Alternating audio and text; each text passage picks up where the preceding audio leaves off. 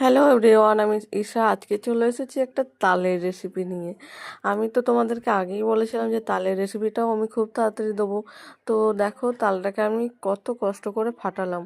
ফাটানোর পর এবার তো ছাড়াতে হবে, তাই না? তো ছাড়িয়ে নিলাম, সমস্ত তালগুলোকে এইভাবে একটা একটা করে ছাড়িয়ে নিলাম।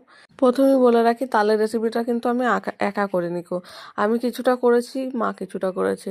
তো তালের রেসিপি আমি আগে কোনোদিন করিও নিকো, কিছুই না। তাই পারবো কি পারবো না সেইভাবে আমি আর কিছু করিনি কো। তো দেখো, তালগুলো আমার ছাড়ানো হয়ে গেছে।